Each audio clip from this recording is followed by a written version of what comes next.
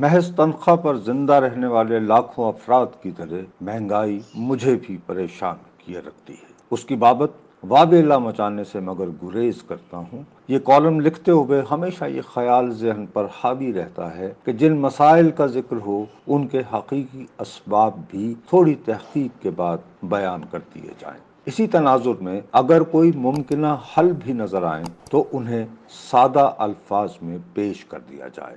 معیشت مگر ایک گنجلک موضوع ہے، میں اس کی مبادیات سے بھی ناواقف ہوں۔ آج تک سمجھ نہیں پایا کہ جی ڈی پی اور جی این پی میں کیا فرق ہے۔ مہنگائی کی بابت سیاپا فروشی سے اس لیے بھی گھبراتا ہوں کیونکہ وزیر اعظم عمران خان صاحب اور ان کے چند وفادار اور بلند آہنگ وزراء نہایت مان سے یہ دعویٰ کر رہے ہیں کہ وطن عزیز کی معیشت مستحکم ہونے کے بعد خوشحالی کی جانب بڑھ رہی ہے۔ اس حوالے سے مسلسل یاد دلایا جا رہا ہے کہ نئی گاڑیوں کی خرید و فروخت میں قابل ستائش حد تک اضافہ ہو رہا ہے۔ اس تناظر میں جمع ہوئے اعداد و شمار صراحت سے دکھاتے ہیں کہ پاکستان کے کئی گھرانوں کے پاس اتنی رقم جمع ہو چکی ہے جو انہیں نئی گاڑی خریدنے کو اکساتی ہے۔ خوشحالی کی جانب توجہ دلاتے ہوئے تعمیراتی شعبے میں تیزی کے رجحان کا ذکر بھی ہوتا ہے۔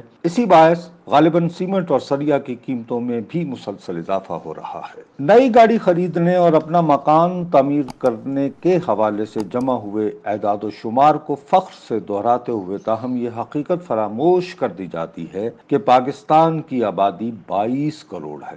سوال اٹھتا ہے کہ اس بھاری بھرکم تعداد کا کتنے فیصد حصہ خود کو خوشحال محسوس کر رہا ہے، اس کی مگر نشاندہی نہیں ہوتی۔ مجھے گمان ہے کہ اگر مذکورہ اعداد و شمار کو ہماری آبادی کے تناظر میں رکھ کر دیکھا جائے تو شاید حالیہ دنوں میں نئی گاڑیاں خریدنے اور اپنا مکان تعمیر کرنے والے مؤثر اور اطمینان بخش تعداد میں نظر نہیں آئیں گے۔ ترقی اور خوشحالی کا ذکر کرتے ہوئے جبکہ ہمیں خلق خدا کی اکثریت پر توجہ مرکوز رکھنا چاہیے۔ تحقیق کے ہنر سے محروم مجھ جیسے ڈنگ ٹپاؤ صحافی اپنی روزمرہ زندگی کے تجربات سے ملکی معیشت کے بارے میں ٹیوے لگاتے ہیں۔ اس حوالے سے مجھے اسلام آباد کی شاہراہوں پر بھکاریوں کی پریشان کن حد تک بڑھتی تعداد اداس کر دیتی ہے۔ اس کے علاوہ گزشتہ چند مہینوں سے عزیزوں اور دوستوں احباب کے ذریعے اسلام آباد ہی کے کئی گھرانوں میں ڈاکے کی خبریں بھی ملی ہیں۔ ڈاکہ میری دانست میں معاشی جرم ہے۔ اس کی بڑھتی ہوئی تعداد اندیا دیتی ہے کہ روزگار کے امکانات معدوم ہو رہے ہیں۔ زندہ رہنے کے لیے لوگوں کے آگے ہاتھ پھیلانے کی بجائے نوجوانوں کے گروہ ڈاکہ زنی کی جانب راغب ہو رہے ہیں۔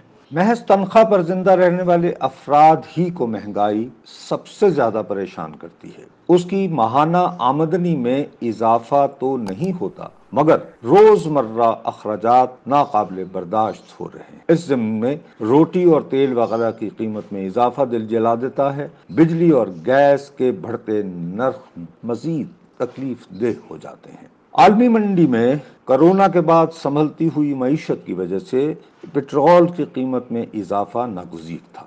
گیس کی طلب بھی بے حد بڑھی ہے۔ ہماری سرکار اس ضمن میں لیکن بر وقت فیصلے نہ کر پائی۔ گیس کے شعبے میں خاص طور پر پیش کی خریداری سے اجتناب برتا گیا۔ اس کی وجہ سے ہمیں اپنی تاریخ کی مہنگی ترین گیس خریدنا پڑی ہے۔ گیس کی خریداری کے ضمن میں سرزد ہوئی حکومتی کوتاہیاں مگر میڈیا میں کما حقہ توجہ حاصل نہ کر پائیں۔ فی الوقت ہمیں اس سوال میں الجھا دیا گیا ہے کہ آئندہ انتخاب کی شفافیت کو یقینی بنانے کے لیے الیکٹرانک مشینوں کا استعمال کتنا ضروری ہے۔ اس کے علاوہ بیرون ملک مقیم پاکستانیوں کو ووٹ کا حق عطا کرنے پر بھی شدت سے اصرار کیا جا رہا ہے۔ محض سیاسی عمل کو ذہن میں رکھا جائے تو یہ دونوں موضوعات یقیناً بہت اہمیت کے حامل ہیں۔ میڈیا کی تمام تر توجہ مگر ان کی جانب موڑتے ہوئے قائم مہارت سے ہمیں زندگی کے بنیادی مسائل زیر بحث لانے سے محروم رکھا جا رہا ہے۔ انتخابی عمل میں لوگوں کی دلچسپی کا عالم مگر ہمیں اتوار کے روز ملک بھر میں ہوئے کنٹونمنٹ بورڈز کے انتخابات کی بدولت معلوم ہو جانا چاہیے۔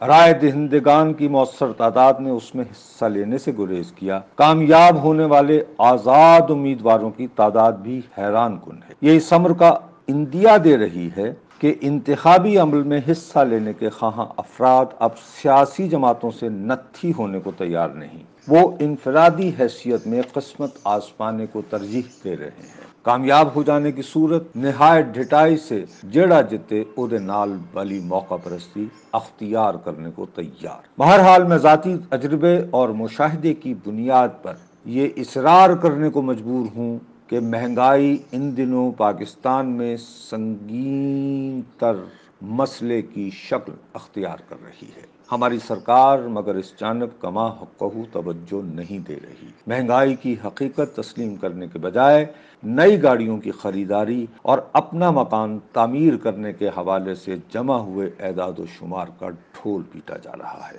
مہنگائی کے حوالے سے اختیار کردہ حکومتی غفلت لہٰذا مجھے خوف زدہ بنائے ہوئے ہے۔ اپنے مستقبل کی ٹوہ لگانے کے لیے لازمی ہے کہ دنیا کے ان ممالک پر بھی نظر رکھی جائے جہاں کا معاشی نظام و بندوبست پاکستان جیسا ہی ہے۔ اس تناظر میں لبنان کا ذکر لازمی تصور کرتا ہوں۔ وہ کئی برسوں تک عرب دنیا کا طویل خانہ جنگی کے باوجود خوشحال ملک شمار ہوتا رہا ہے۔ لبنان بینکاری کا اہم ترین مرکز بھی رہا۔